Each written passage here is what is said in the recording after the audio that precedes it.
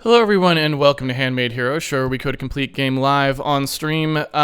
We today are just going to pick up where we left off yesterday, and it was actually kind of a very fortuitous day, to be completely honest with you. We are starting to do the final performance pass over our grid ray tracer, and I had planned on yesterday doing some changes to the way we're doing grid ray casting, which I think will speed up the grid ray caster quite a bit, but in so doing, we discovered that actually our voxel sampling was a lot slower than I thought. I thought I had tested the voxel sampling because I assumed that it was slow before and found that it wasn't really affecting the performance that much. Maybe that was erroneous because we've tested it now, and when we test the full cycle but just don't do the raycast and we let it fall through to just the sampling, it turns out it actually takes quite a bit of time. That's great news because that was sort of a piece of code we'd left to optimize for later. And so what that means is we're probably going to get a big free speed boost here. Probably. I mean, we don't know for sure, but it's entirely possible that we're going to get a bunch of performance here that I wasn't anticipating getting. And so it's really nice sometimes when you start to profile a piece of code and you're anticipating having to work on a particular piece of it. And then you find out that another piece of it that you hadn't optimized yet or even looked at yet is taking a significant chunk of the time because, again, it just makes your job easier since optimizing something you've literally never touched before, there's always so much more fat in it that you could potentially remove. It's always easier to do that low-hanging first pass than it is to do like the subsequent passes where you really have to sort of buckle down, right? And so it's really good for us because this means that we have the potential here to maybe to get a good speed win for not that much creativity. So that's kind of a nice side bonus. We don't know that we will, but we might. And so that potential is nice. What we did yesterday is we started rewriting this part of the code. You can see here how it works. It's getting the relative position for a particular sample point. It figures out where it is in the grid. It gets the tiles that surround that particular sample point. So this is an this is an 8-way, so a trilinear sample. And then it produces some weights and blends them together via the weights. And this was just the mainline written out code. There's nothing we didn't try to optimize this in any way, right? So this was just us writing literally exactly what the code should do in the most straightforward possible way with no attempt at optimization. And so all I started doing yesterday was saying, well, okay, look, if we wanted to go ahead and try to improve this piece of code, what could we do to it? And what I'd like to do here is maybe since we have the opportunity to do so, what I might want to do is, because this code is fairly subtle and we don't really have a good way of testing it, I'd like to go ahead and just run these two pieces of code against each other, I think. I think that's going to be the sanest way to kind of do what I want to do. So I basically just want to say, look, is there some way that I can run this code twice? So every time we ask for a sample, I'll run this side of it. And rather than an if-else, until I actually want to test the performance of it, I'm actually just going to run both sides, right? So I'm going to run both sides of the code, and what I'll do is we'll have a result here. So we'll say, look, there's going to be a result value, and the result value will get assigned by the first piece of code, like this, right?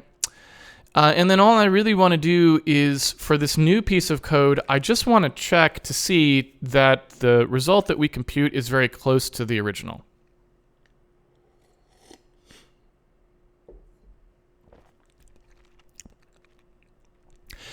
So what we really want to do here is we just want to have some idea of whether we've got bugs in our optimized routine. And so as I go finish this top part, because you can see we actually wrote most of the routine. We actually now just have this sort of top part where we're going to have to do the tile fetching, which will be the slowest part because it cannot be done wide unless you have like AVX scatter gather or something. And Intel chips suck at scatter gather anyway. But in here, we basically have the ability to do that. We'll have to get optimized slightly because this get tile clamped, we could do a lot better. You don't really need to clamp each one of these. We could do 1 or 2 quick checks and then know all of the offsets. So get tile clamped is much slower than it needs to be, so we can fix that part for sure. Then in here, this C computation we should be able to do very cleanly as well. You can see here that basically what we've got when we're working through this here is we just assume we have C03 and C47, and we don't have either of those. So that's the main thing we've got to produce now is that this part here, we could even use the slow part first just so we can debug the second half of the routine. And that may be what I do because I'd like to debug this in waves. I'd like to basically do something where we can, and in fact, you can see how I would do this. I would like to do something where I check each part. So for example, at any given time here, I could keep any of these pieces of information. In fact, I could even do something more like this. So instead of having the V3 result be the only thing that persists, I could just, make the entire thing, right? And then here, what I can do is, since I've done the entire computation here in the original scalar version, I can then, at each point in here where I want to do like sort of a check, I can check my intermediate results to ensure that they line up with the existing answers, right? And so that'll give me a much faster way of verifying this routine against the previous code. Not that the previous code is special in any way, but we ran a bunch of stuff with the previous code and we liked the results we got. So at the very least, we know it's not broken to the point of not actually producing usable, like shippable results. At some point, we may want to try a way to, figure out a good stress test for this, like create scenes that have very specific light spreading behavior.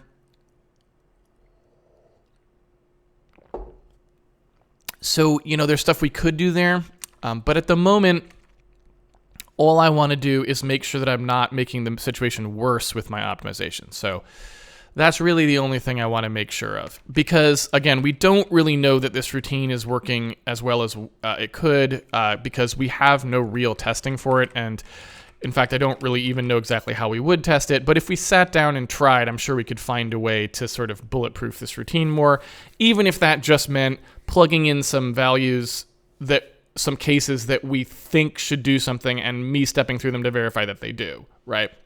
So, at the very least we could, another example would be like if we took the voxels and flooded them with structured light. So we basically said like, okay, this one's full red, this one's full green, this one's full blue. And we put sample points and sample normals in there and looked at what came out. We could look at those channels and verify that, like, okay, if the normal's pointed away from the red light, it doesn't sample the red light, and if it's pointed towards the blue light, it samples the blue light, So we certainly can do more. And so at some point, we may want to do some better testing here, and that's just part of, like, improving the lighting quality, ensuring that there aren't obvious bugs in the sampling routines. That's something we can do. So I don't want to tackle that part yet. I just want to be able to verify it so I know that I'm doing the same algorithm in either case. And so in order to do that, we're just going to put in some structured checks here. And I'm going to do those once we're ready. For the moment, all I want to do is finish this part of the code. So if you take a look at what we haven't done yet, it's this C right here. So we have to recreate the C values here. And these C values are, again, fairly highly structured. You can see the way that they work. And what we want to try and produce here, just because this is the way we decided to make it work at first, is what we want to produce. Excuse me. Man, I definitely have COVID-19. Let's just face it. I am the plague bearer. All right. So what I want to do here is I want to go ahead and recreate each of these things with the end goal of having the first three, so these here, are going to come through as C03. And again, that's because the inputs are here and here, so C03 and C47. So we have C03 and C47, and what I want to do is produce these answers here. So the inner product of each of these, right? And so again, the best way to do this routine, if you really knew that it was like the most important thing and we were going to try and do the best possible job, is we would analyze all of the scalar dependency flows and all the operations that were in them, and then we would try to arrange our lanes so that they minimize the number of shuffles. We're not doing that, okay? We're just doing a first pass, simple implementation of this routine wide to get what we can get out of it and to reduce the amount of compiler cruft. Because when I looked at this routine, the compiler was doing absolutely bonkers stuff for no reason. And so I think we can speed it up just by doing something basic. And so that's all we're doing here. We're not trying to do the fastest possible version of this routine. So I'm just going to do a straight ahead implementation to try and get these two pieces of information here. And so if you take a look at what we would need, what we want to achieve here, you can see that in here I've got some things that look like this. This is how we want to load these up, right? So these are not, this is not actual code, right? This is nothing. So these right here are things that we actually have to prepare. And in fact, those can kind of float to the top where this sort of thing is happening because, it's totally fine. But the rest of this is actual code, right? The rest of this is actual code we intend to implement, and it might not be quite written as actual code yet, but most of it actually is. There's a couple things like we didn't define a one vector, and we want to make that a floor function and so on. But for the most part, it's all fine. So if I then go through and take a look at what's happening here, what you can see is I want to know what these C values should actually look like. And what you can see is all of them end in a clamp 01. So one of the easiest things I can do here is I can just make sure that we do, well, in fact, I think, do we actually have a clamp 01 for these? We should, but I don't know if we do. Yeah, so we don't actually even have a clamp 01 for these. We should, because it's a very simple function. So I think I might just go ahead and implement that. So in here where we've got, all of these pieces of code that we were writing to handle our various math ops, right? In here where we have all these, I don't know if we have a min-max. We do. So you can see we have like a min-max here, right? We've got these values. So it's pretty straightforward for us to do once you have a min and a max. Clamp 01's really easy because it's just a min followed by a max or vice versa, right? So if we just do a clamp 01 and we pass in some value, then the result here is just going to be the min max of A, where the min is with 0 and the max is with 1, right? I'm sorry, the other way around. So this needs to be a 0 vector, and this needs to be a 1 vector, right? So we would just have something like this. I don't know if we have a 0 here, so I guess I'll just do this. We'll see if this actually does the right thing. We'll have to look at the code.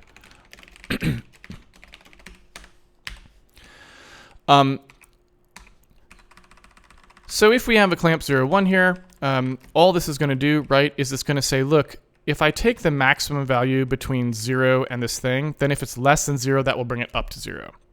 If I take the minimum of this thing and 1, that means if it's over 1, it'll come down to 1. So in just 2 instructions, I can do a clamp 01, and there's no test, right? And so there's no control flow here. It just works. And you can contrast that with what would happen if the compiler literally interpreted rather than doing a CMOV, which, I don't know whether MSVC will actually generate a CMOV for this, but if you look at what actually has to happen here, this less than min, result equals min, greater than max, result equals max. If you actually wrote this code out, that's actually 2 jumps, right? And that's really expensive because they're not going to be predictable. So basically this is, I mean, yeah, this is incredibly expensive and this is basically free, is I guess what I'm trying to say. And so it's worth understanding like the difference between those two things and why I care about them. The compiler could generate this pretty efficiently in Scalar, and in fact could even use the min and max values, the min and max operations to do it if it was smart enough to analyze that piece of code, but it's just usually a bad idea to rely on the compiler to do something smart because oftentimes it doesn't. That's just, you know.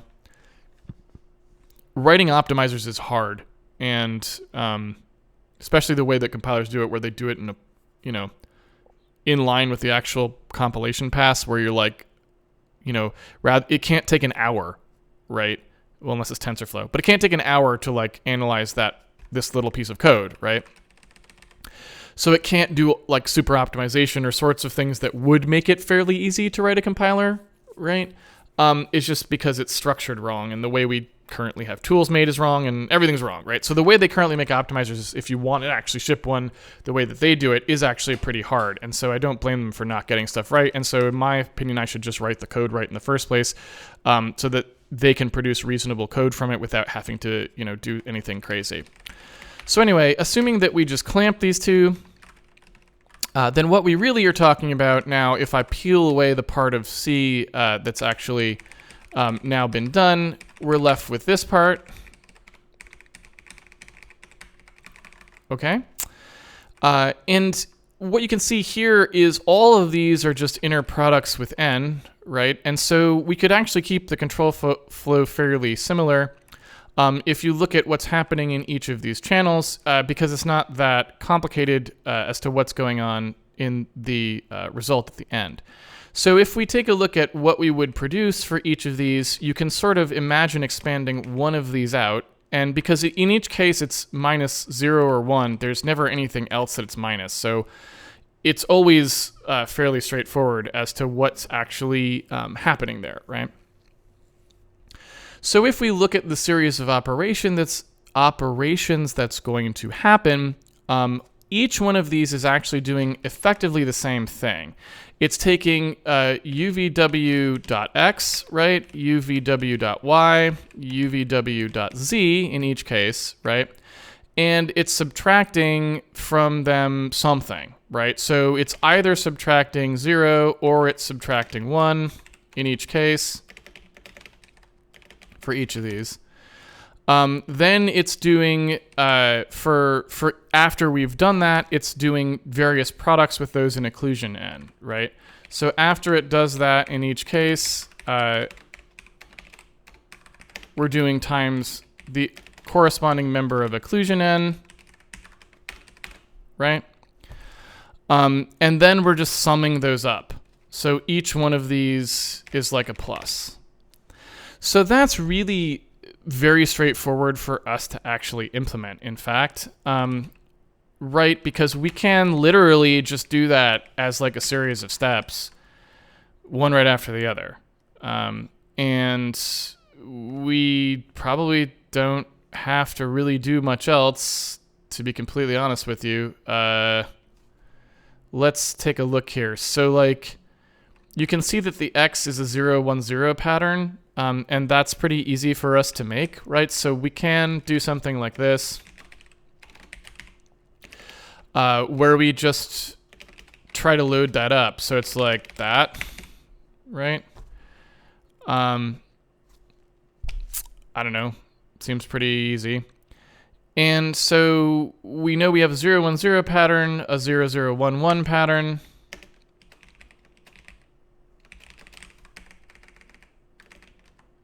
You know what?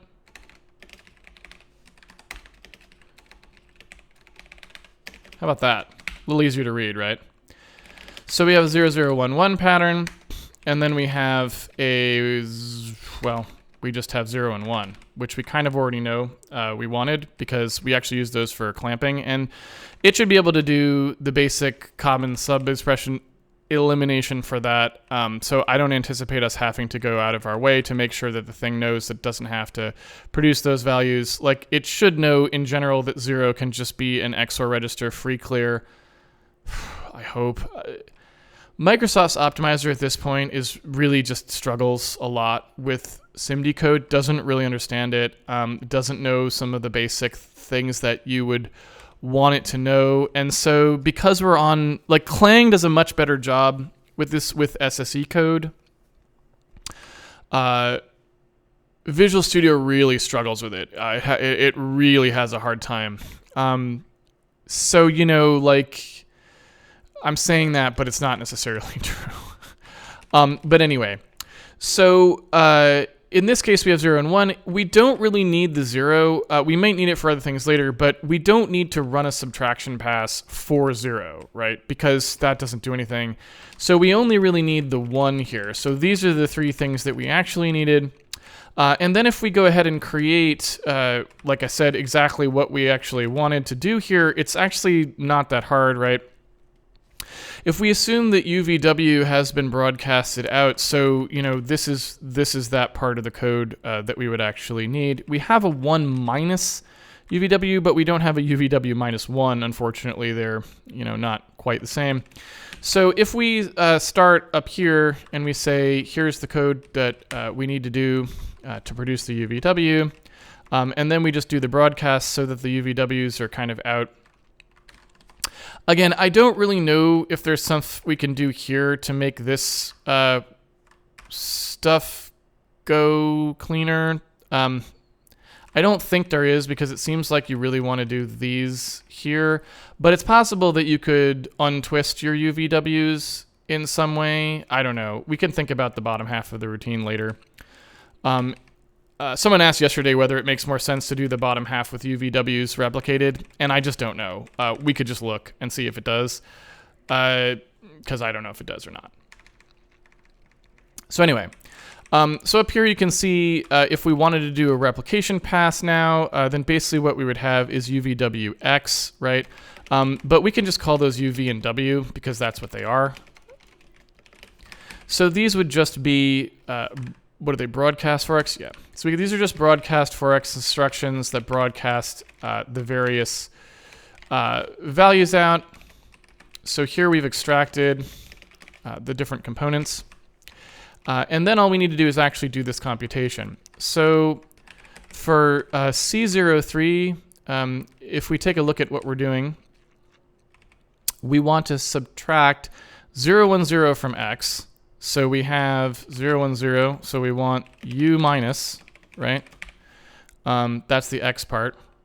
And the X part is then going to get multiplied by occlusion NX, right? So here I probably need something that's called, you know, ONX, right? Or something like this.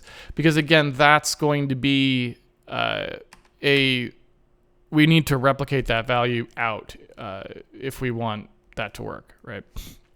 So we're going to have to multiply by that. And then we do the Y pass next. So that's the pat 0011 times ONY. And then the final one is the W, and this would be minus 0, but in this case, we don't actually have to do that. So it's literally just going to be W times the ONZ, right? And I think that should get us what we want, right? Because here's the 0, 1, 0, so we're minusing that part to produce this C03. And then here we're doing the V minus to produce 0, 1, 1, and then times the occlusion N, right? So you can see it's pretty straightforward. The next one is exactly the same, actually. And so when we look at what's happening here, we should be able to just factor this out, right? Because you can see that it's either going to add that. Where is the value? It's just 1. Yeah. So it's either going to add that or that, right? That's all that's going to happen. And if you take a look at what this expression would presumably produce at that point, at least unless I'm sorely mistaken, if you just distributive property this sausage gentleman here, It should just be that, right? Which is the same as that. Yeah. I mean, at least that's what it looks like to me. So I don't see anything else there that's particularly interesting. I mean, that just looks fine. So I think these two values are actually the same, right? And all we have to do is say, well, in order to get the C47 one, you just do it's just the same as this. And before you clamp it, you just do an offset of the ONZ value, right? So I think that's fine. And again, like, just a lot of broadcasts here, and it's not great.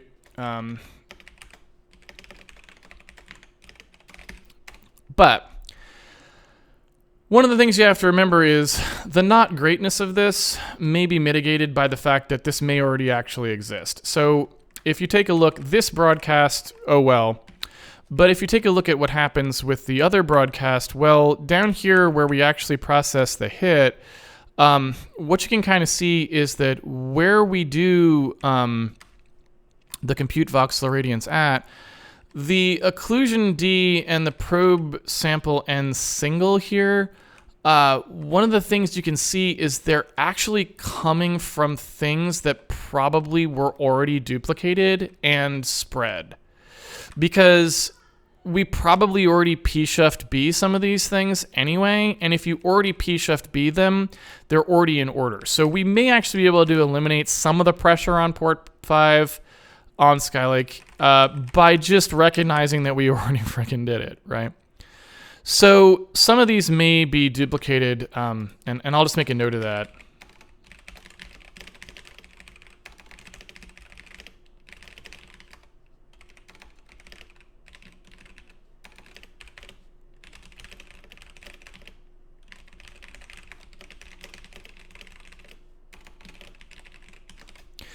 And so it's entirely possible that we can do, like I said, a much faster sample by just eliminating a ton of the port 5 pressure here, because we may already have those things replicated in their own channels, right?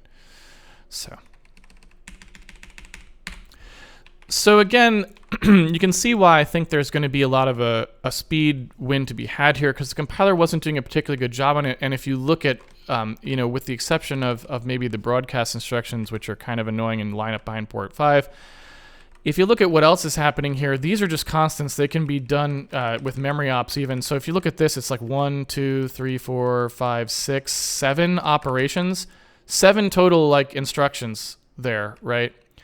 To replicate this entire thing. And this entire thing, like this alone, just calling that would have probably been about 7 instructions, right?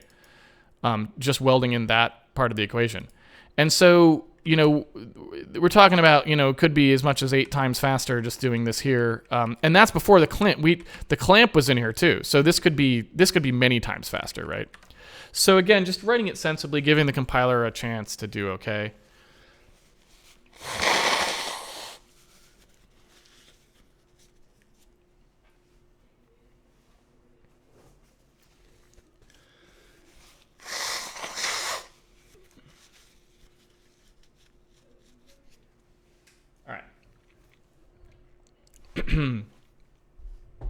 What is going on chat over there?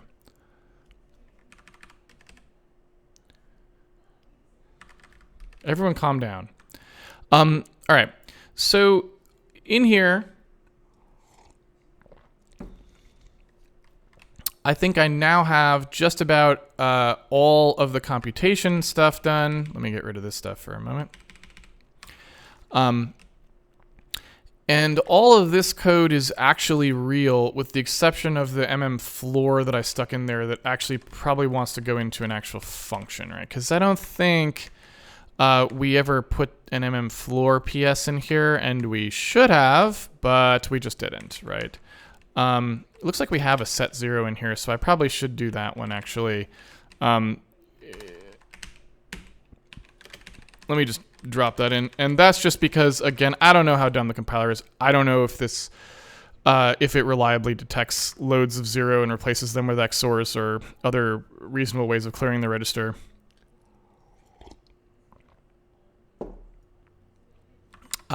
So yeah, so we're good.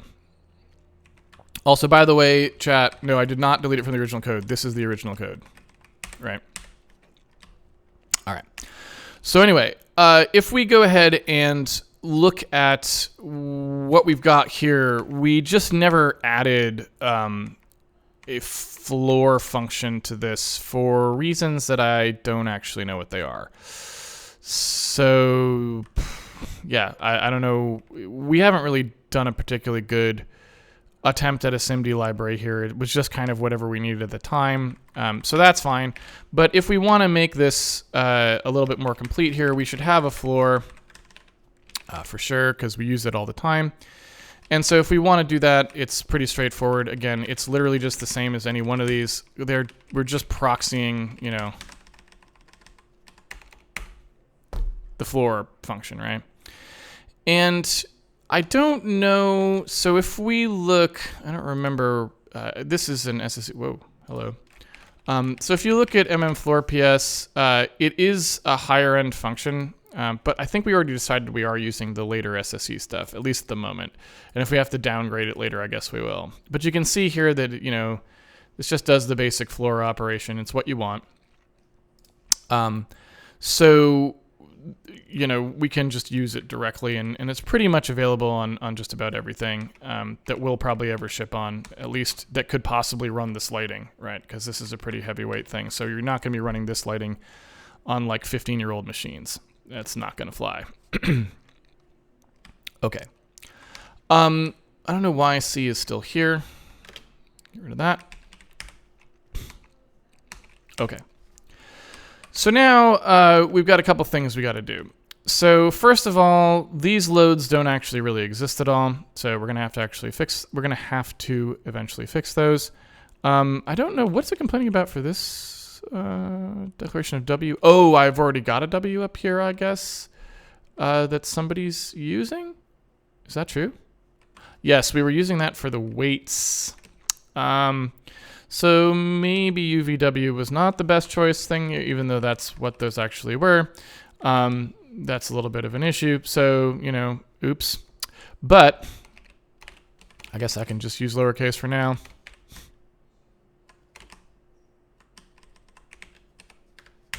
There we go.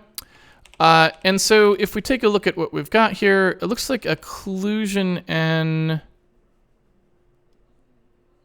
P is not a member of, what is it complaining about? Oh, because occlusion N is actually just a regular V3. Okay. So yeah, in this case, we don't actually have an F3 V4 for this. It's actually just a regular V3.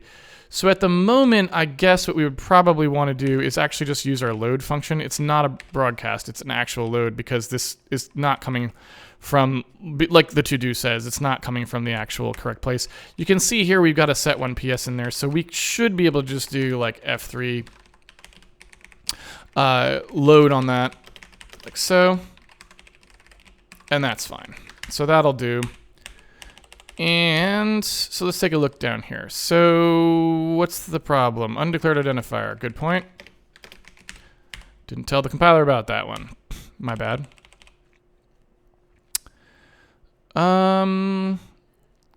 So again, problem with just the fact that we called this sum. I was trying to have these line up.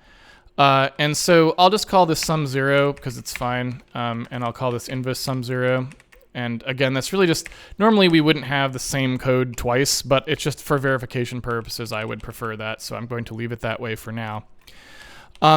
We don't have any of the tile samples that we need, so that's fine. And then at the end here, it looks like we just probably want to do, because we're going to use this for testing. So this is really just going to be called check probably, because we're just going to use it to check our answer. So the only thing we're really missing is we have to load in the initial values. This, by the way, needs to be the floor function that I just implemented. And this UVW here, again, we have that hiding problem, which is kind of annoying. But yeah, I'm not sure what I want to do about that. I'm just kind of hacking this in right now because I don't I don't really want to change the names of these. I want them to stay the same. But there's not a lot I can really do about it right now because I want them, I would just turn that error off, but I like that error normally. So I'm just going to hide their names real quick, and then we can restore the names later once I pull out the old routine, because we're not going to run them both in place, forever. So now we just have loading, which we have to do, right? I actually don't know what's wrong with this one, though. Oh, InCell dim is not supposed to be off of grid. It's supposed to be using these. So we just have to load in our initial values now. And then we have to figure out a way to get our tile information in here, right? And like I said, getting the tile information in here is probably going to be the worst part. You can see that now this has been streamlined to at least a first approximation. There's actually not very many instructions in here compared to how many there were. Could we do better than what we've got here? Absolutely. There's a lot of broadcasting in here, and there's no question that we could improve how this is actually working. So, I mean, just to give a simple example, this is also kind of why programming on stream is kind of hard. So I would probably never have written this if I wasn't programming on stream. It's hard for my brain to keep up sometimes when I'm trying to explain things and do them. That part of your brain that would be a little bit more creative and a little bit more observant is not really capable of delivering what it normally would. But you can see that this is really stupid, right? Because what do we do here? Well, we broadcast out these things 8 wide and then we immediately sum them together. It doesn't really make any sense because why wouldn't you just add them together first, right?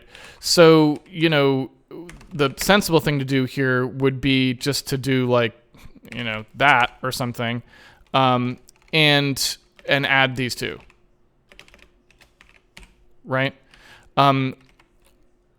Some kind of a composite, because that takes care of this first round of pluses right away. You know what I'm saying? So it don't make no sense. I don't know why you would ever do that. There's no point. There's no point to it, right?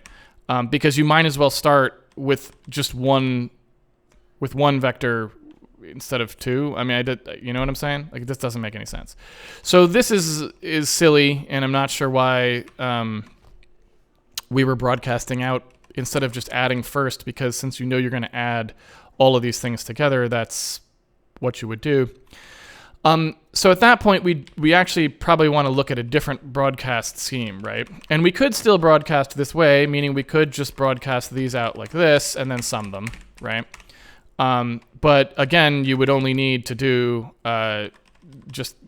this one step, right? So it would be first you'd sum the 0, 1, and then you would sum the 0, 1 and the 2, 3 together, and that would be it, right? There isn't another sum because now you've added everything that you needed to add, right?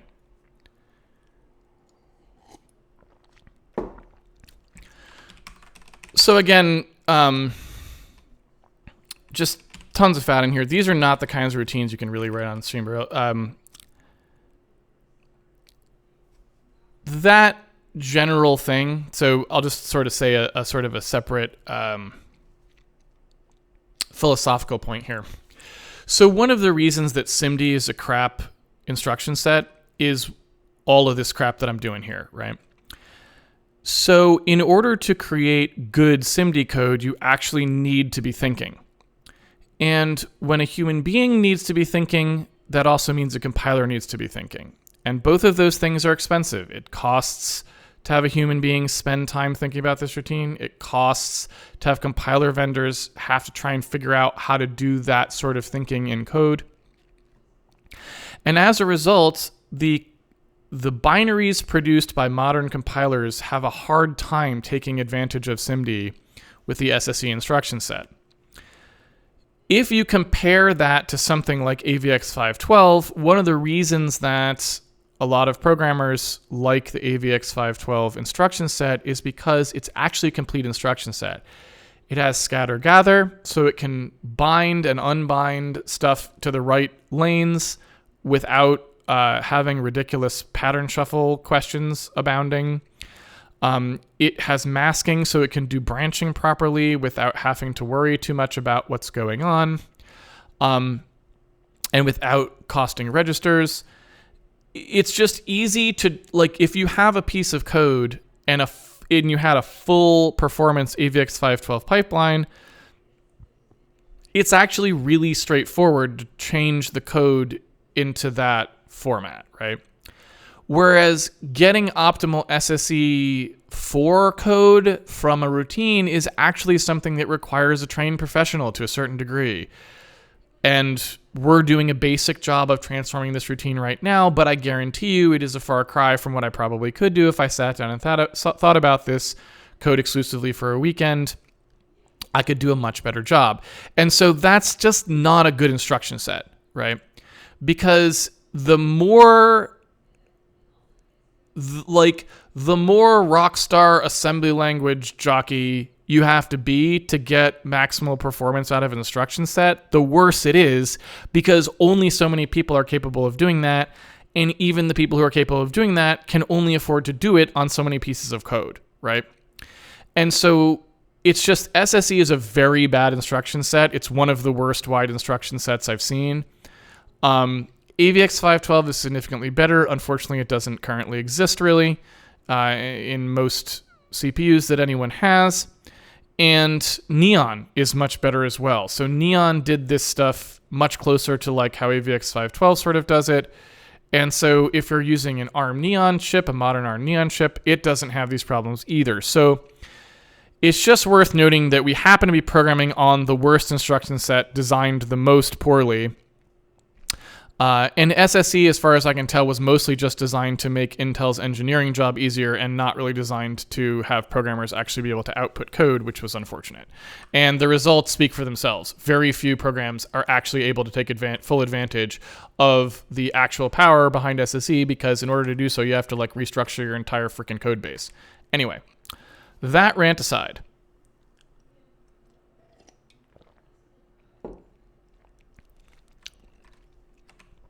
Let's move on. So assuming that we finished the sum stuff here, which like I said, was just kind of done stupidly. So we can leave it sort of semi-stupid, but at least we removed the one absolutely absurd thing that we definitely shouldn't have done. So at that point, what we really want to do here is just say, well, and just to keep going, if you think about all the opportunities we have here, since all this stuff gets summed together, you can basically reorganize any of the lanes for free too. So there's stuff we could pull out here that would be more efficient, blah, blah, blah, blah, blah, right? So you can kind of tell that there's a plenty of things here that can be done. We're not going to do them. We're just going to leave it for now because it's already going to be massively better than what we had before. So we'll just ignore that part. But so when we come through here, we then have this problem that really what we need is the tiles here, right? We need these values. And so that's the one missing part of the equation. So basically, if you add that to these simple parts up here, what you basically have is just like our loading process. Loading the data into this routine is really what we haven't done yet. And so what we need to do is start to take a look at this part. These ones are trivial, like those are not hard to load. But these are going to be substantially more difficult. So if you take a look at what has to happen for get tile clamped, you can see here that what we're doing is we're basically making sure that we never sample outside of where the voxel is actually legal, right?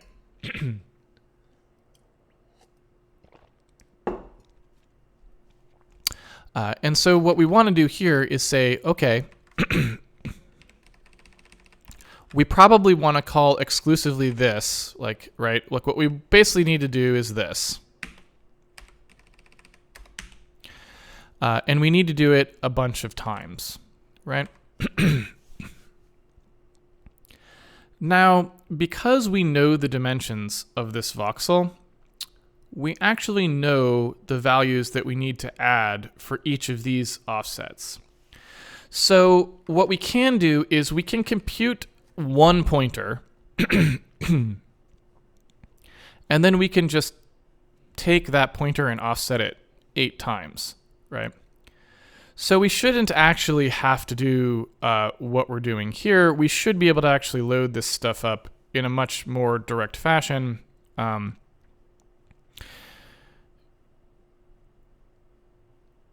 sampling these tile locations is just fundamentally much easier than that, right?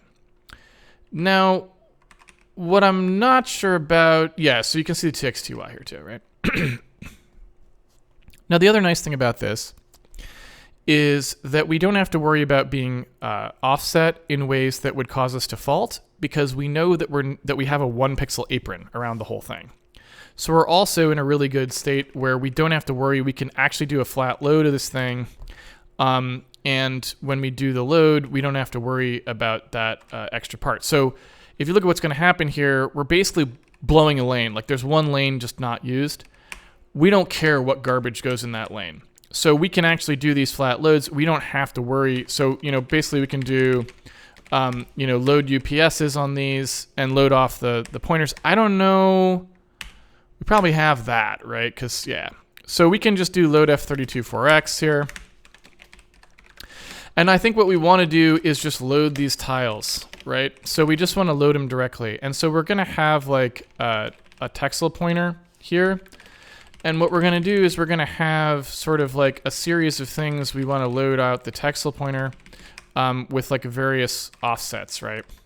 So in each of these cases, we've got like an X offset, a Y offset, and a Z offset. You can sort of see what's going on there, right? So I think we just want to do something like this.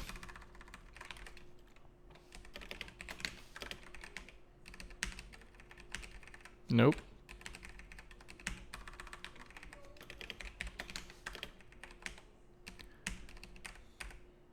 I probably don't want to write it that way. There we go. Nope.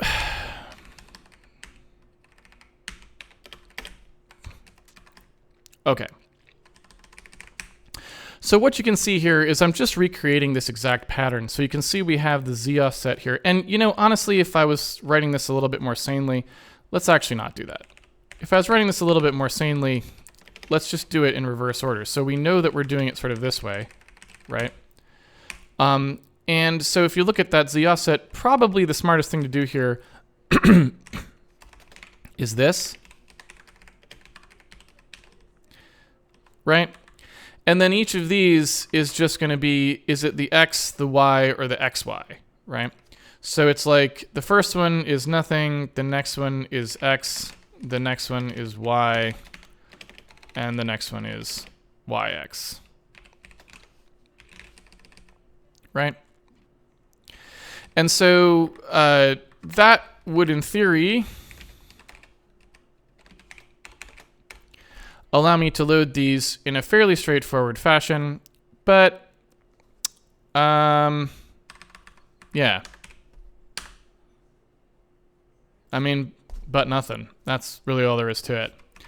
So we just need to produce one texel pointer, and then we can do these loads very straightforward. So you can see we can get rid of like 99% of the work that's actually going on here. But there's a couple of edge cases we need to be able to take into account. For example, if you're sampling off the voxel, we want to make sure we're sampling in the voxel.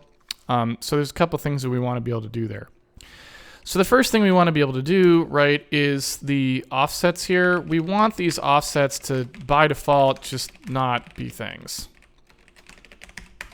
And then if we're inbounds to the voxel, then we'll actually set them to stuff, right?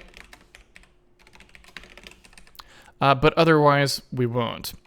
And so when we actually produce this texel pointer here, we're going to produce the texel pointer for the base voxel, which we will clamp inbounds. And if we've determined that it is inbounds, then we will set these offset values. Otherwise, we will not. Right? So that's sort of the way we're going to do this. And this actually probably will happen like here. I would assume is probably what's actually going to happen, but we'll kind of take a look at that later. So really, this whole thing is not super important, right? The TXTY can already be baked in. So when we do this initial thing, we don't, because we're sampling from the same octahedral map slot, we don't ever have to permute that. So that extra work can just be done once It doesn't have to be done 8 times, right? So again, just massive savings we can clean out. I don't know how much of this the compiler was doing, but based on that spot check of the code that I did, like I didn't even bother because it was such a mess that I was just like, we gotta write this in a way the compiler can do something clean with it because it was already a disaster. So how many things the compiler actually spotted, I don't know, but not enough was the answer.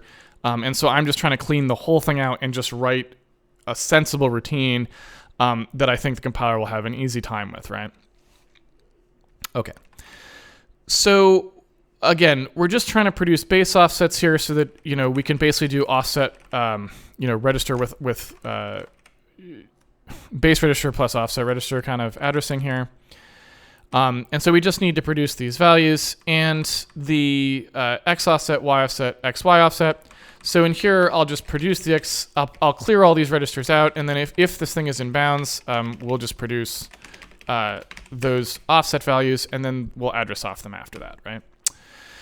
So let's start by actually trying to decrypt some of this stuff, and we're going to have to do the actual clamping here.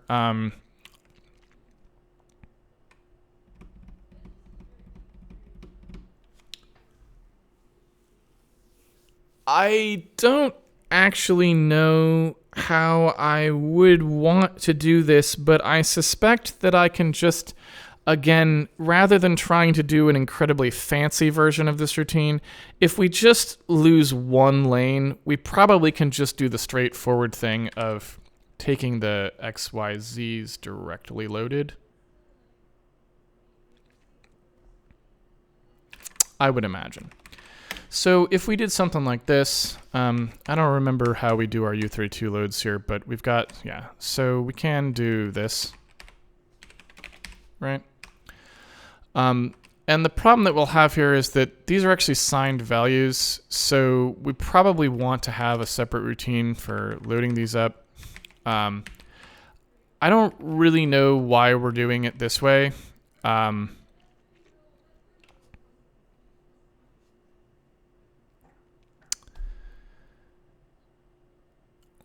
I don't know that makes a lot of sense, but it's okay. It doesn't really matter. But point being, these are probably signed values, I would imagine, when they come in here, right? Am I wrong about that?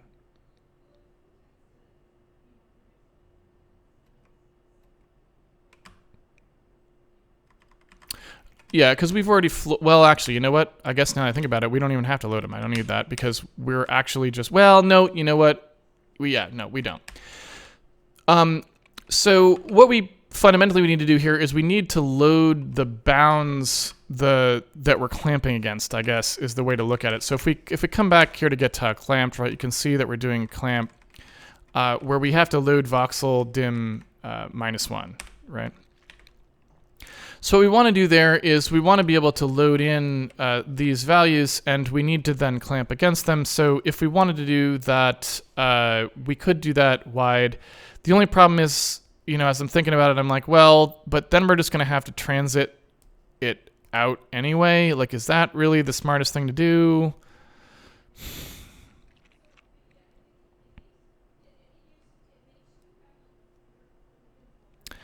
I mean, maybe.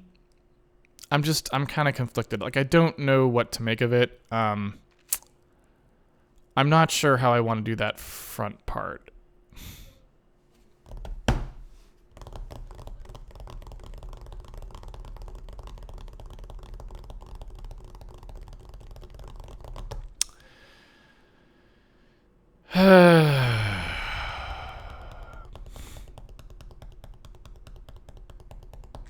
So I think I'm just going to do it wide because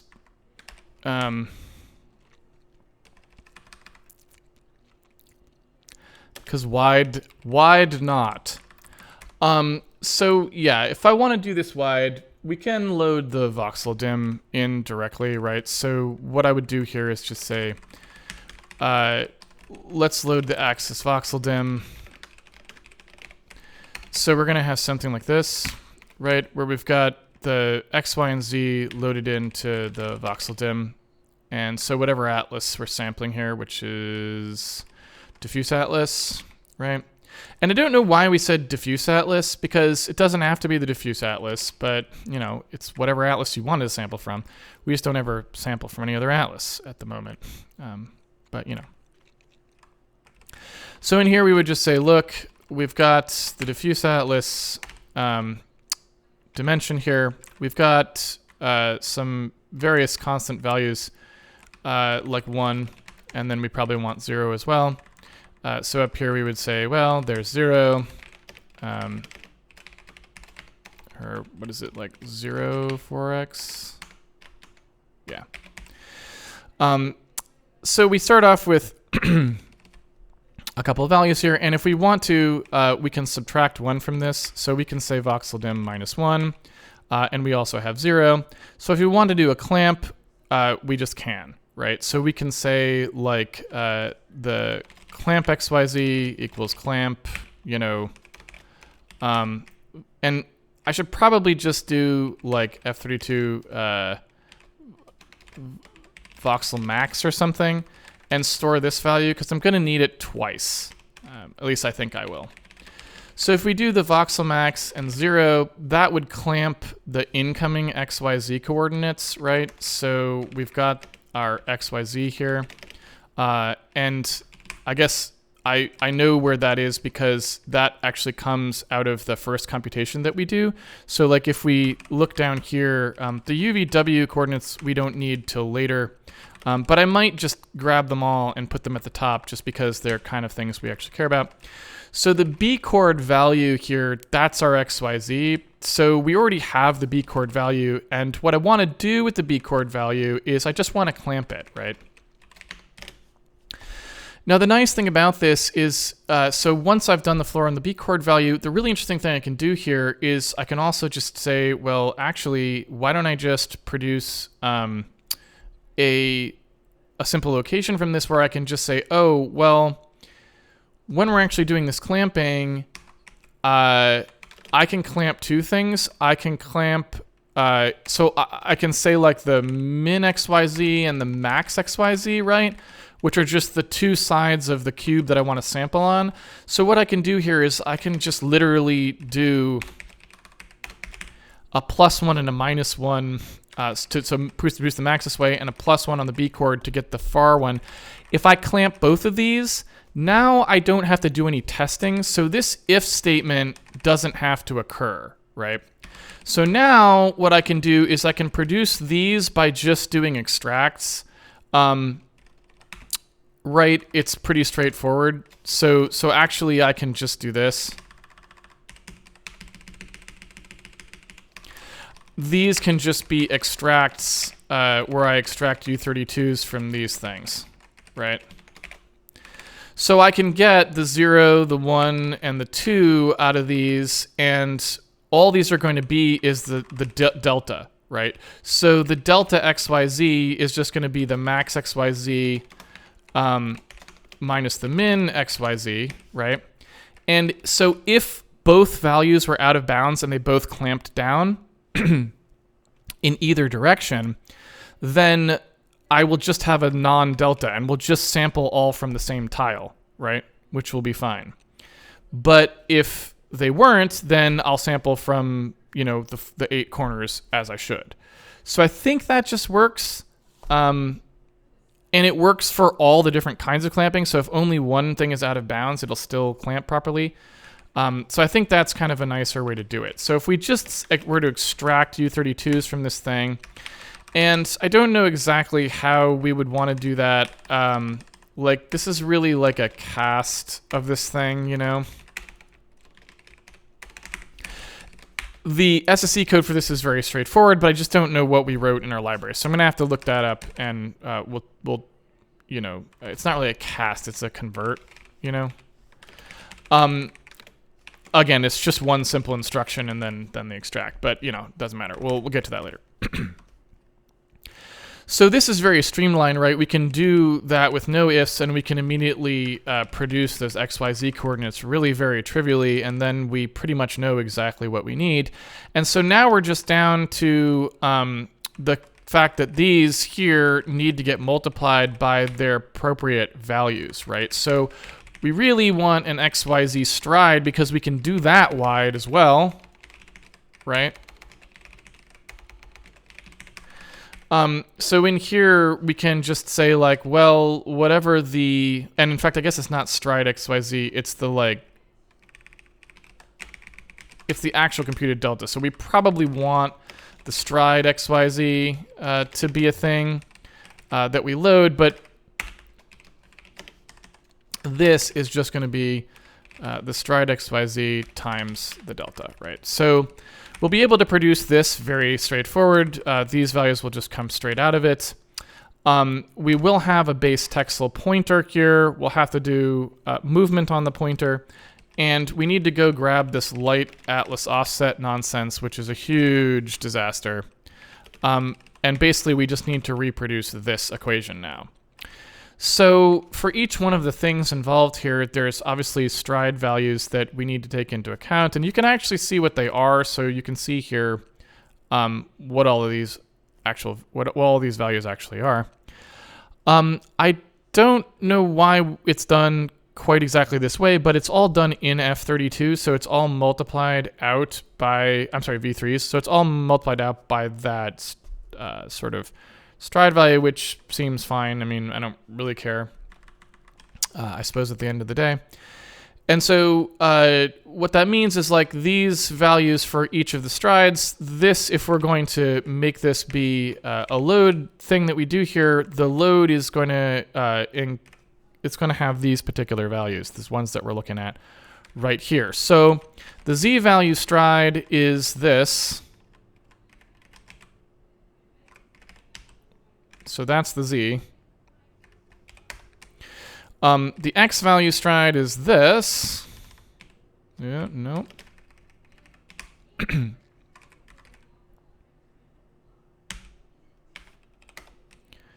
And the Y value stride is this, it looks like.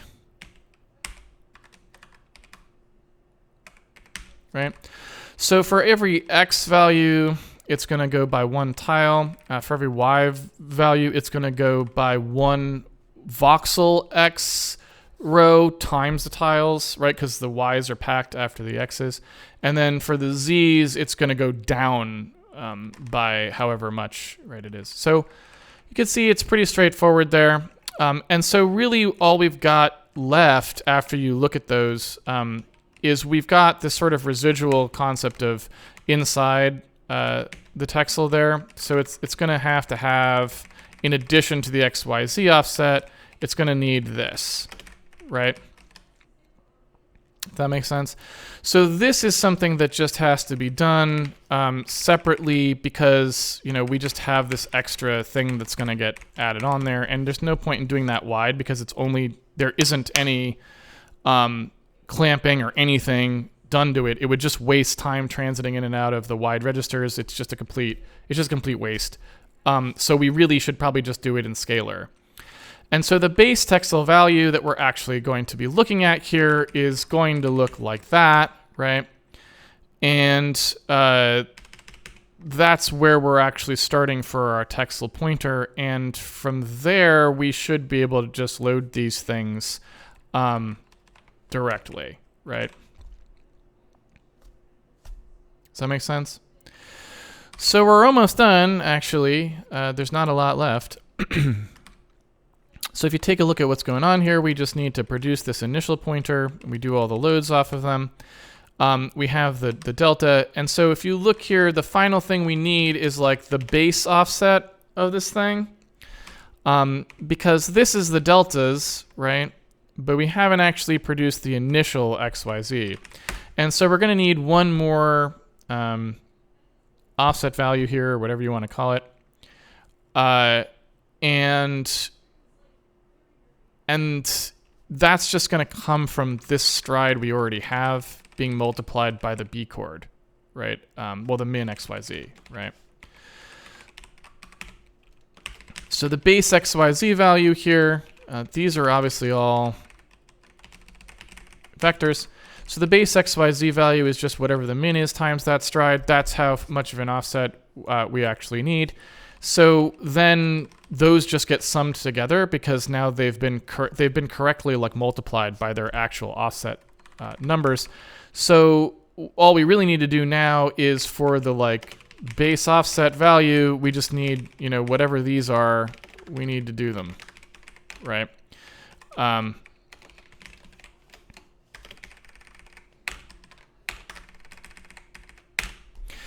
So that's it. And now our primary thing to think about is how we want to extract integer values from this stuff. All of this, I think, would just work. But the problem, so this is not actually correct because we actually do want to do these in F. These are actually float. We can just do them in float. We could do them binary, but we could do them integer, but multiplying integers 32-bit on SSE is a bit dicey, if I remember correctly. In fact,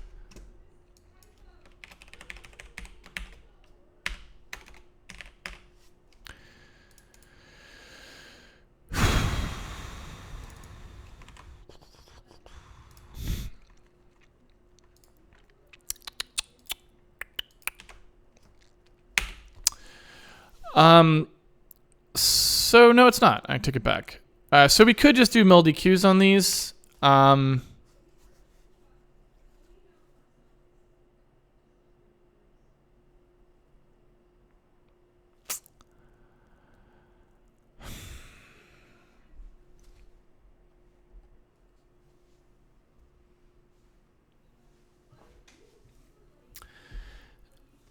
a little bit torn. So if I was just writing this myself, I might actually use mul-DQ on it then.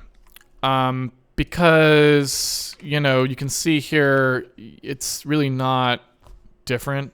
I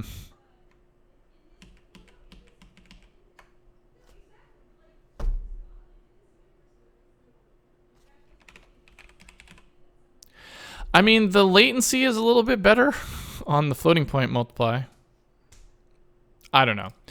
So here's what I'm going to do. I'm going to leave it in float just because that's what we were using as our little library that we're using here. And our library is kind of crap. So I'm just going to say, look, we're going to cast these. And that's just how it is. So just get used to it, folks. And, you know, don't whine to me about it. Because that's just what we're doing. So then we would be able to use everything exactly the way that it was, and all of this stuff should, in theory, just work. These might have to have casts in front of them in order for the compiler to not complain, but other than that, it would be fine. All of this stuff, therefore, is just operating entirely in float, and the only thing we actually need to do here is we need to figure out a way to get these values out. So if we produce F32s for all of this, we need a way to get U32s out of all of this. So if we take a look at how the SIMD code is structured here, you can see we have extracts for extracting floating point values, and we don't really have anything else. What is this? Is that really, it produces an int for mm extract PS?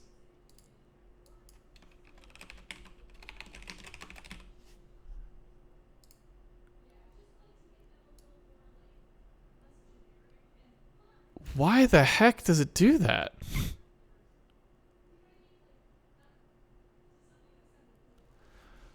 Weird.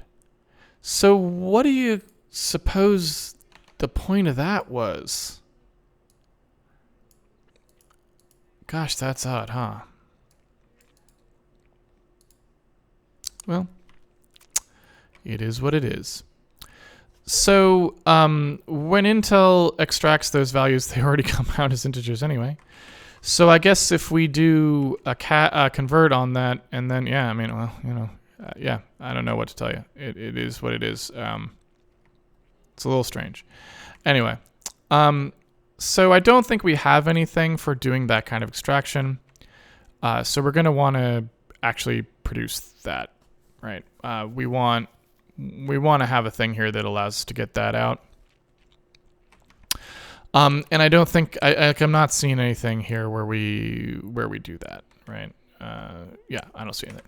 So I want something there that will do that, and so I want something probably that does both of these together, I'm guessing. So I probably want something like this, where we just do like I'm gonna call it convert S32 for now, because I don't know that Intel actually has I don't know that they have a convert U32, and we don't need one. So I'm not going to force the issue.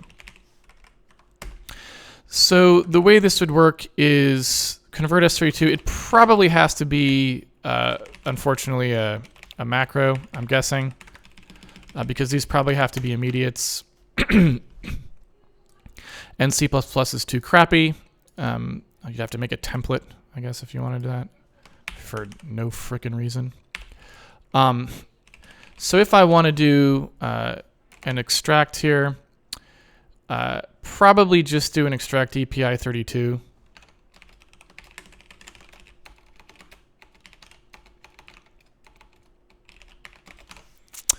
With whatever the immediate you asked for is. And then on the inside, it would be a convert of the input. And the input in this case, we want an convert of a, nope, none of this.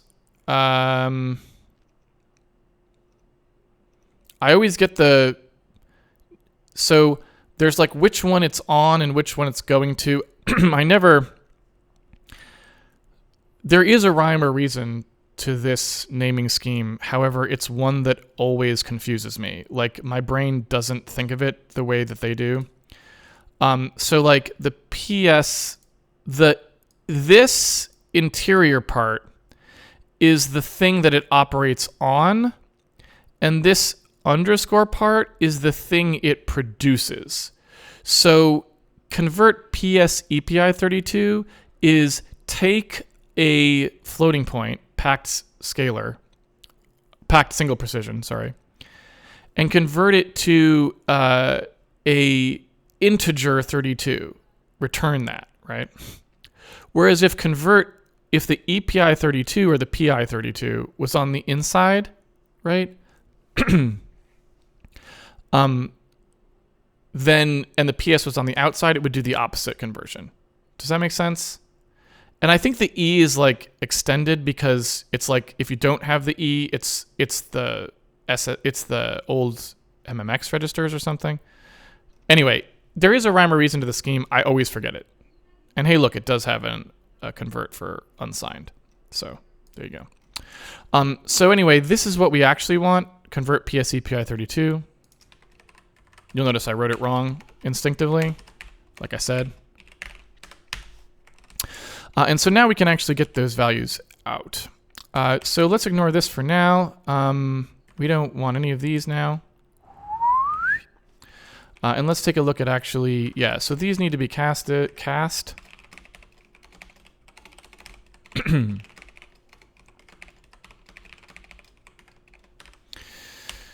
And so do, I would assume, these.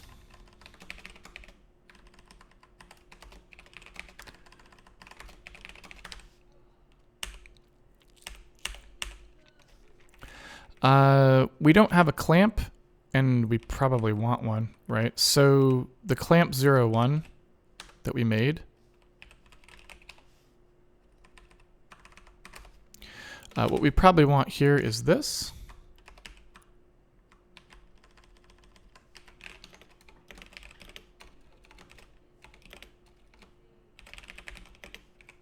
Oops.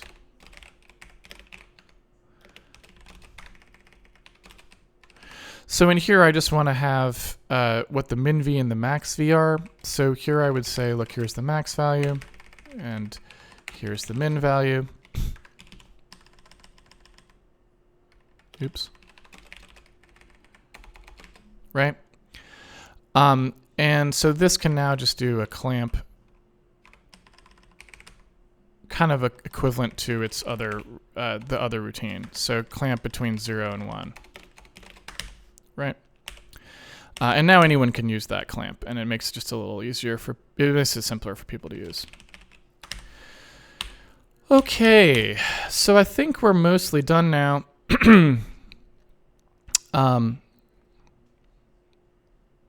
Oh, crap. So yeah, oops. Forgot about the fact that we need these anyway.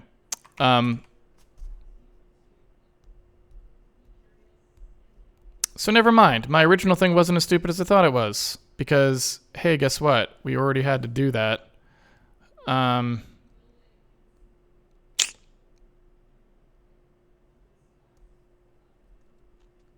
That's a bummer. So because we need these W's to still be around, this shortcut is not really as feasible. I mean, we can do it, but because we have to broadcast all these anyway. Yeah. All right, so much for being clever. There's really not much we can do there. Right?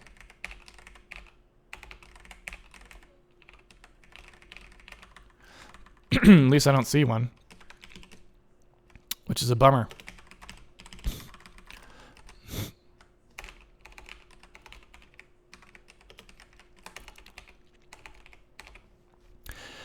So I also wonder about this. So because these two, I guess none of these really matter what order you do them in, but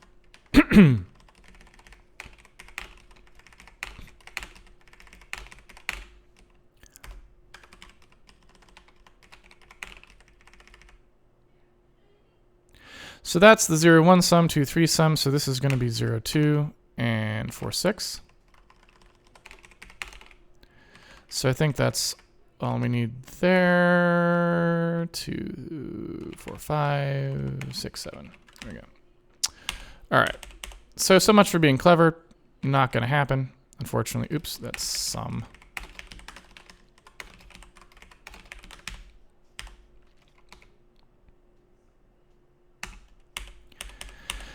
So I think we're down to just loading those initial values. So we're almost completely done with the routine, so that's good. And then we can take a look at it. So this load here, again, it depends on how we want to do it. We could just flat load it directly. I'm not going to bother with that because we don't really need to at this particular moment. We're not at that kind of performance level where we're worrying about, you know, did you do a little bit of extra work to get the stuff into the registers? Then maybe you should have. So we're going to ignore that for now.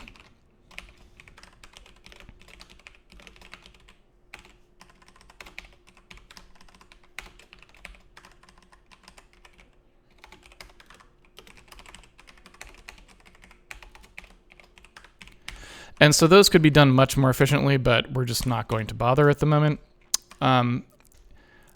These pieces of information have to come from the Atlas grid. So it would be this, right? And so I might just make, just so it's easier on me, I might just make, I just might make a alias for that so that I don't have to keep typing it, right? So we'll just do that up here. And leave it at that. Okay. So in here we have the world P apparently is not a known thing, but I thought that came in. Oh, so it's actually it's sample P.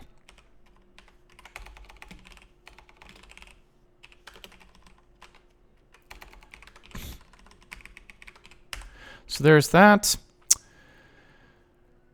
Okay.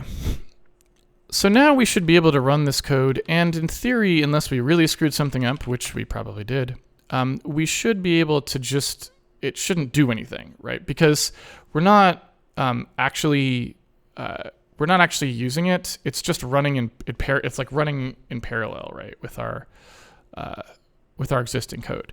So what that should allow me to do, in theory,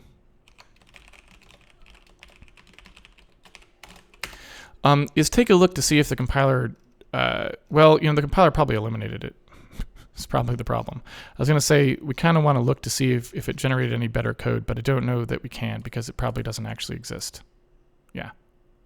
Right? It probably stops here. So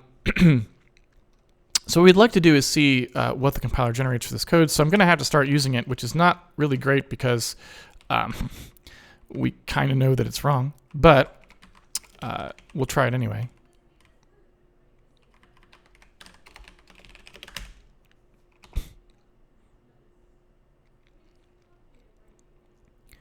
Okay, and so I'm going to do the exact same thing I just did, and I just want to look at the code, right?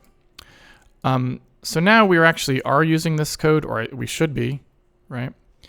And so I just want to take a look and see what this code actually looks like. And so you can see here the code for the routine.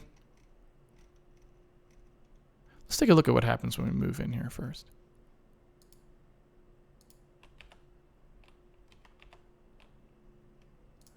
Is there a reason I can't? Do we never get here? Show me somewhere where you get.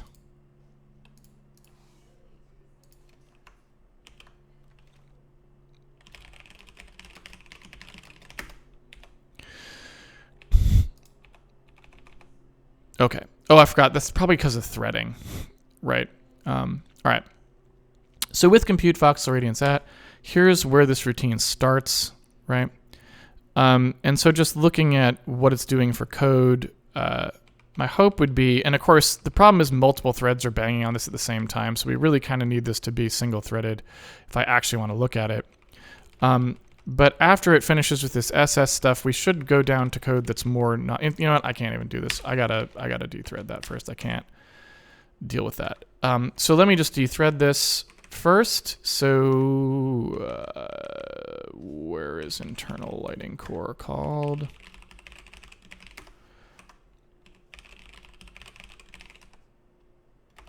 So here's internal lighting core. I'm just gonna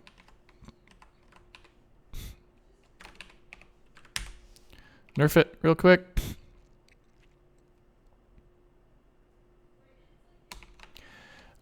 And then I'm gonna run. So now if we take a look at the code, you can see it running through here real quick to produce like the txty values, and it's doing that in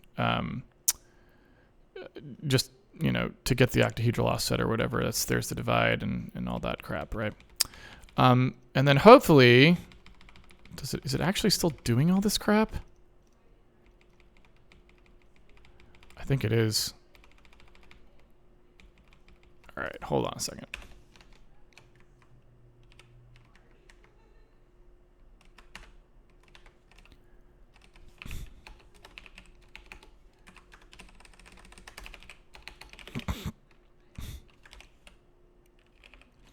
I should also just real quick. So here's the threading. I just want to turn the threading off like that, basically. So what I'm going to do here is just get rid of all this code because I don't even know. It shouldn't be doing most of this stuff, but it looks like it actually is. It should only really compute that txty value, and then it shouldn't do any of this. Like this is all not good. So I'm just going to try that and see what happens because I just want to look at the code. I just want to see what it generates. It's pretty hard for me to actually see.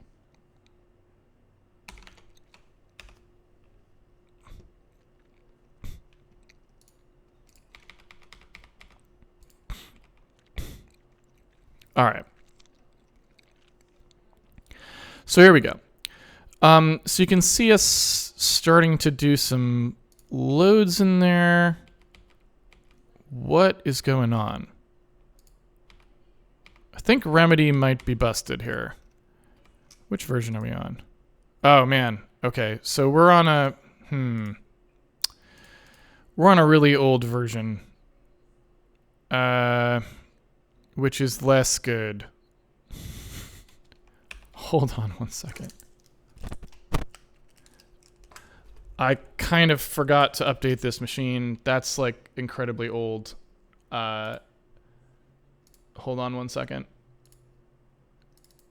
it's Remedy is, it's good. So a lot of times I don't notice that I'm still using a really old version, but there are bugs, and the bugs do get fixed. So, kind of gotta just make sure. So let me see. Yeah. Is 305 the latest version? What's the latest version? Let me just make sure I even have the latest version. So, remedy bg.itch.io. What's the latest version? Anyone? Where's the download?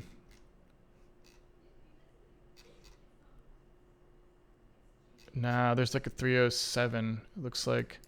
All right, so hold please. I'm just really quickly gonna actually download the latest one because I didn't realize that I was so far behind on Remedy for reasons I don't actually know what they are.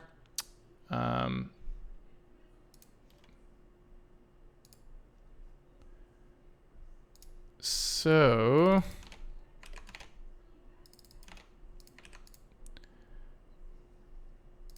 let's take a look here. Remedy.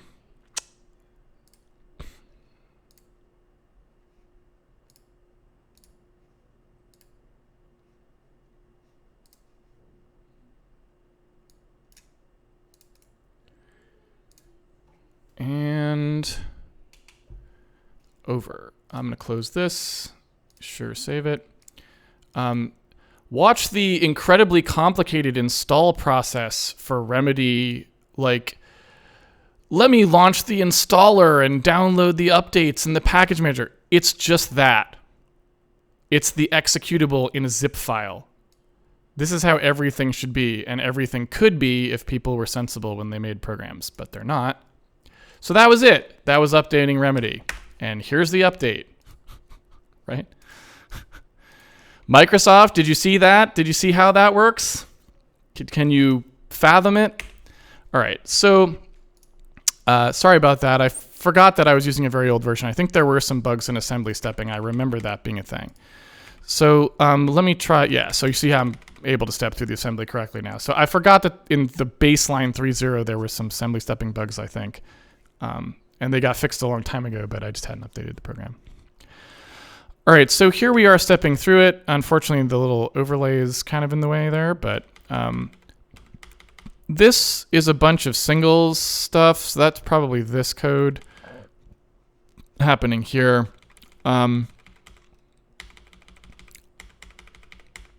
That's actually a lot of code to do that.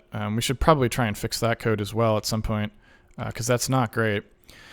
So at some point here, it's just a lot of code for no real reason. I'm not sure where a lot of that's coming from. Might be these weird loads that we're doing here. So these are all the converts. You can see them loading up. So we could try to do that a lot more efficiently. So that's pretty ugly. Here's the actual code we care about starting to happen. So now you can see this part's actually pretty reasonable, right? It's a little ugly because we have to do all these p extracts to actually start computing the offsets and stuff, right? But otherwise, it's fine. Once we're done with that, this stuff looks totally fine, right? Just very simple shuffs, mulls, adds, right? Straight line code. No spilling there. Well, a little bit of loads in, but no spills. Look at that. Very nice. Remember how much spilling there was before? Very, very clean here. Totally reasonable. Yeah, that looks fine. Okay, so the top part still sucks a little, and maybe could stand it, but now we don't have all that. There was just a lot of ridiculous garbage going on. This all looks pretty reasonable. Okay, so we're good there. I'm happy with that. Honestly, it looks like it just worked. This is single-threaded, by the way. It looks like it actually just worked. It could. We should probably still do the comparison, but that's kind of nuts. What are the chances that we got the whole thing right the first time? Or that doesn't seem likely.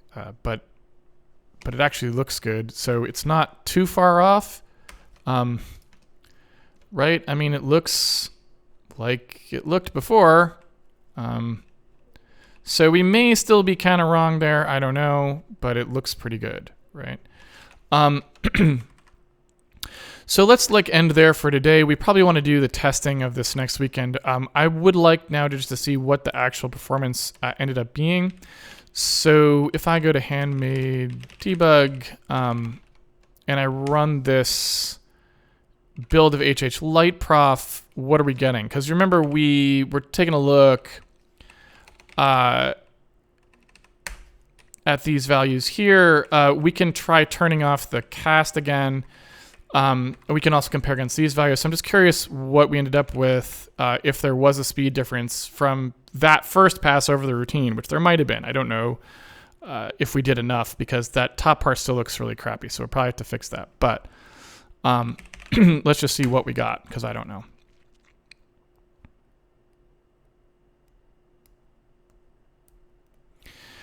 So actually, if you look at that speed difference, it's massive, actually. So grid with optimized compute irradiance, that's 2.3 seconds faster, right? Just from that.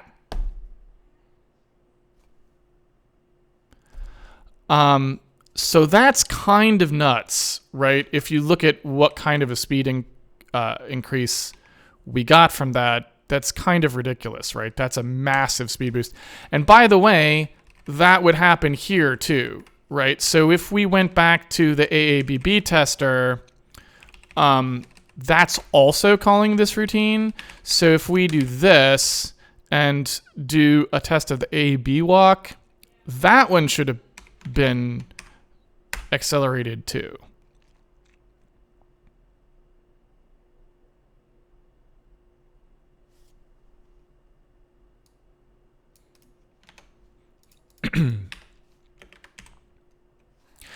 So yeah.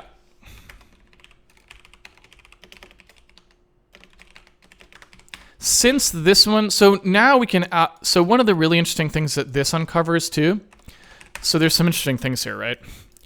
So the other thing you can see here is notice that this one did get about a second faster, but this one got 2 seconds faster. What you can see here is that's because I think our grid raycaster is way faster than the AABB raycaster, but you can't tell as much because the grid raycaster does more sampling because it does early out pulls, which the AABB sampler never did, right?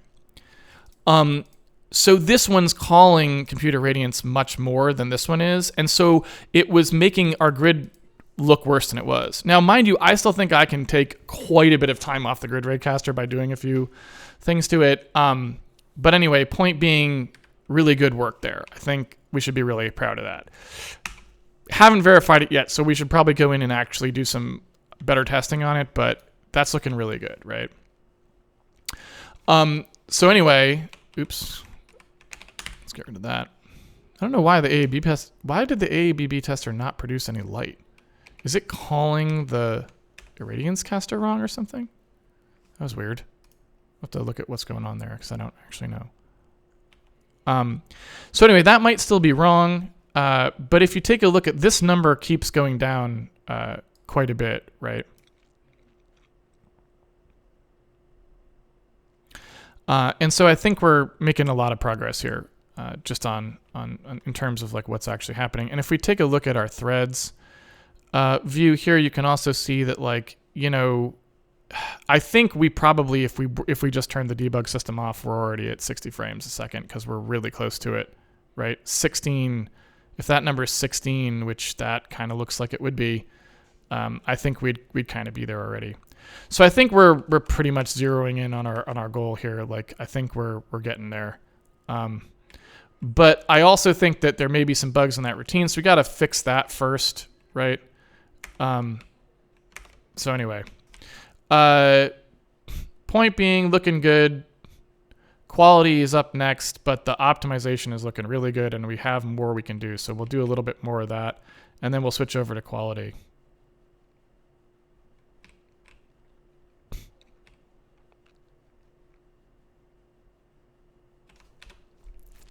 All right, we can do a brief Q&A. Let me...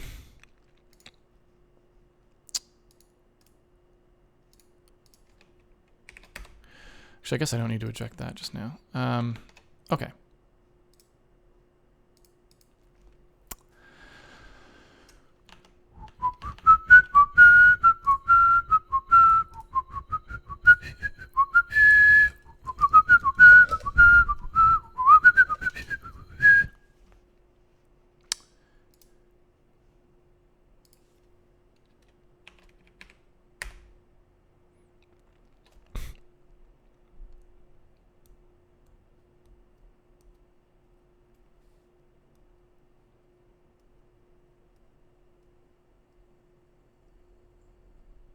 Do you plan on bringing your editor on stream? No.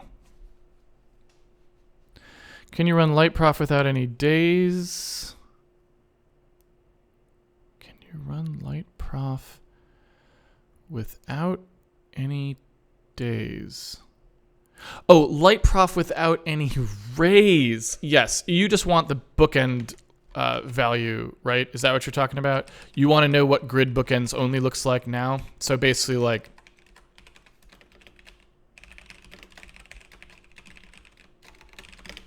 this. And yes, we can. So all we needed to do for that was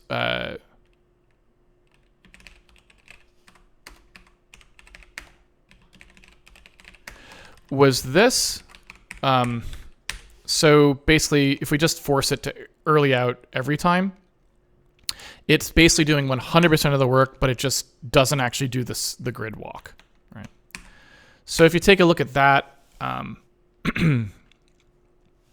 there you go.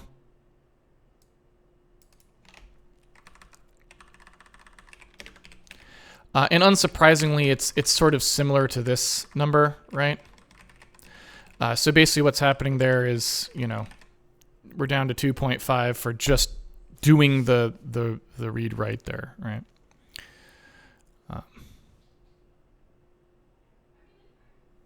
So.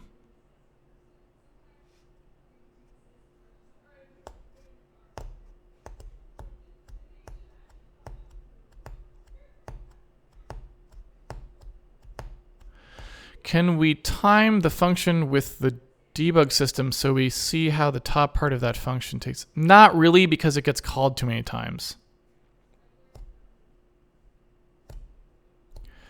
Why is frame time stability such a rare, impossible thing without leaving headroom? Yeah, I mean, you know, the answer is because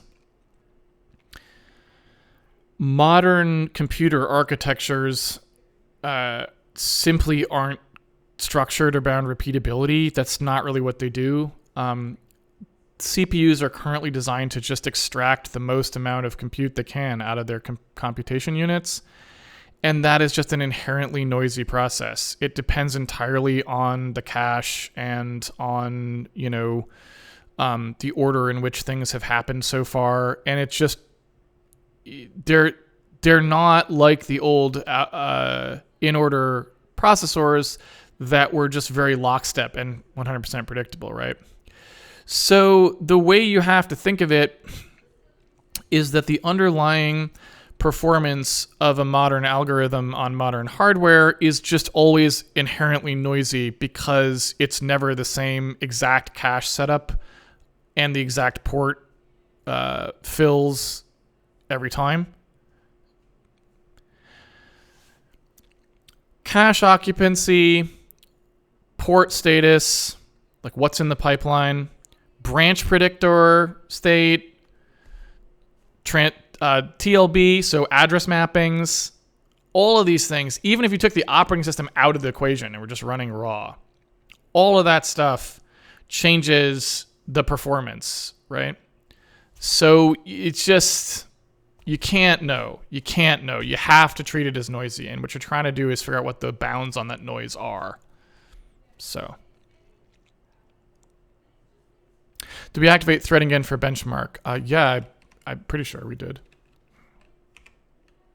First of all, the threading is always on in the benchmark.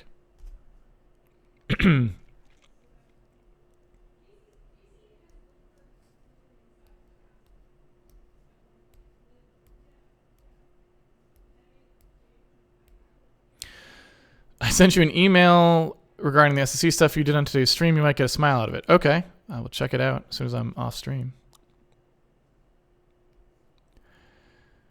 Naysayer mentioned you discussed with him why programming languages shouldn't have unsigned integers.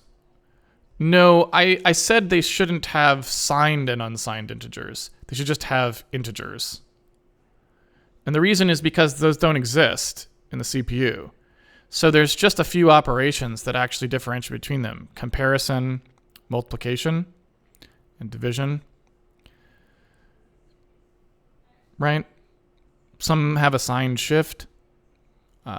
Those are called arithmetic shifts. And like, that's what I kind of want to talk about when I'm programming. I don't really want to talk about this thing as signed or unsigned because it's really just most of the time it doesn't matter. Like if you do an addition or subtraction of numbers, it doesn't matter which one you're doing, right? Like you don't care about those things usually because most operations that you're going to do don't care that the thing is signed or unsigned, right? And so I'd rather just talk about it when I actually want to know which one it is. You know what I mean? That's all.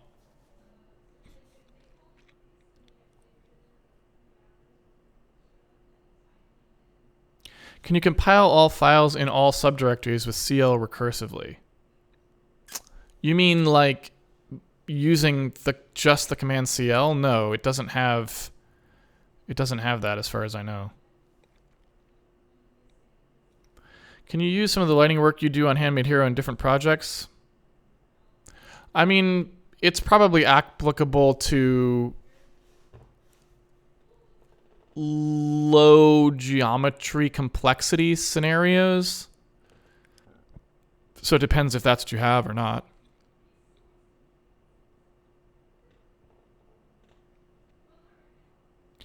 When do we add special sauce? I would say that we're kind of always adding a little bit of a special sauce.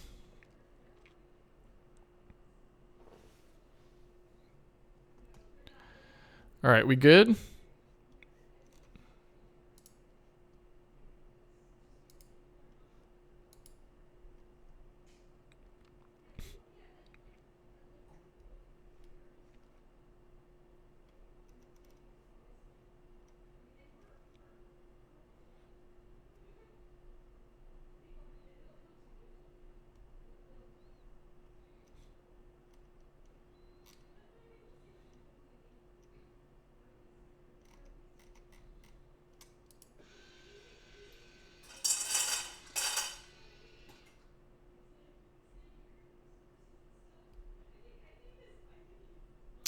Couldn't the V3XYZ be loaded with a single load if we pad them?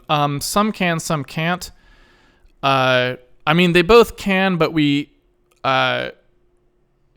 So the ones that are floats, we can load directly. The ones that aren't floats, we would have to load and convert, but we can. That's why I said, like, remember I said I wasn't going to do anything with them at the moment. I was going to leave them. But we could, right? And so it really depends on how much we think that's costing us. And we could certainly try it. What we probably do is not bother padding them first. Just try loading them and see what performance we get. And if we got a significant boost, then we'd be like, oh, okay, we can go ahead and pad them. Because only some of them have to be padded, right? Because like if you take a look at what's actually going on there, what you can see is that in here where we're doing these loads, so if you take a look at what is in one of those Atlas voxel grid things, right?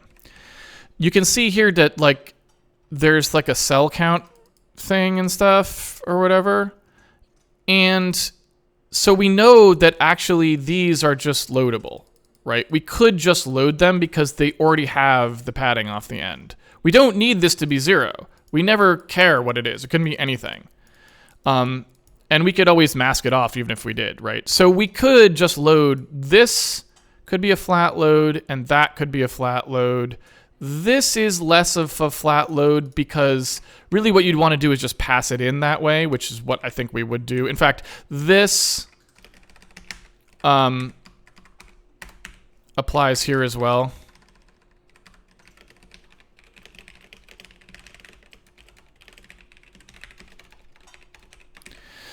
because we could probably have the outer code be smarter about how it produces that sample value. So that one could probably use. What can't really be done that way exactly is these. While they sort of could be done, you can see they're a little bit more complicated. So this one would have to be loaded and converted, but that's not a huge deal. We could do that. And also, it's that value, so we could choose to store this as a v3 instead because, it's free for us to do so. So we could put a f, because it doesn't change, right? So we could put that here and do a single load out of it as well. So there's a ton of stuff we could do. I can mark that for you if you want.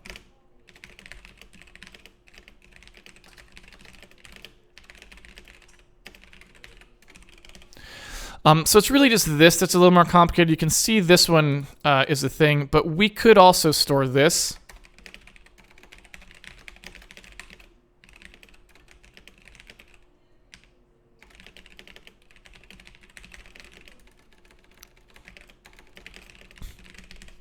Right? So in a lot of ways, we could choose to weld these values directly in there and just have them be F32.4x's that we just load out. Because they're constants, right? So, that's something we could totally do. And maybe next weekend we can look at it, right? Because, might as well. It's pretty much free to do it.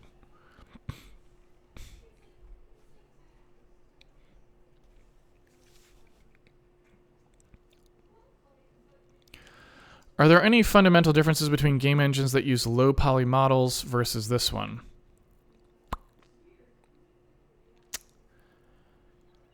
Yeah, I think there would be. So the primary difference that I would say that you would need to do is our renderer assumes you're just going to be pushing quads because most of the things on the screen are quads. If you were using low poly models, you would need, so how our texture system pushes things to the card and has a cache there for that and whatever? You probably need that for model data, right? Because you'd want, even low poly models get large quickly. So you don't really want to send those down as quads like that. So I would say you probably want a cache that's the same as our texture system, but, for models, basically, you'd want something like that. So.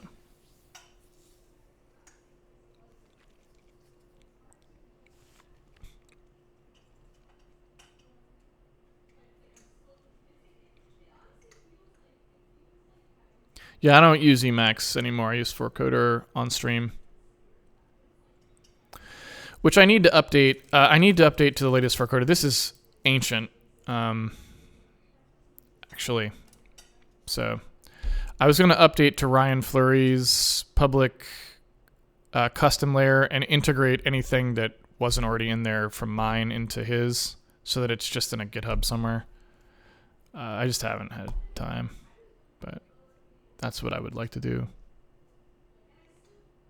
All right. I'm going to shut it down. Bloop. Oops.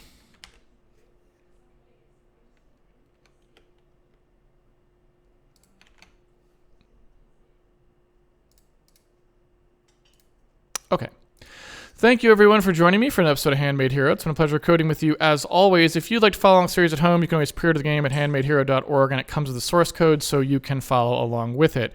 The optimization work's going actually really well. So it looks like we're totally going to hit our goals. We may have actually already hit them, but I have a bunch of other stuff that I wanted to do. So I'm going to finish doing those because I think our grid raycaster can get dramatically faster than it is without a whole lot of extra work there. So I just want to try out some of those things and verify that. And then, of course, also that routine that we just found was actually a pretty big deal for us. We can improve that a little bit too without too much work by just finishing off some of the optimizations we were doing. So actually, there's just a lot of stuff we can do. And so since there's so many low-hanging fruits here to pick now that we've kind of got things structured well, we might as well just go picking. And so next weekend, that's what we'll do. We'll do a bunch of those and see how it goes.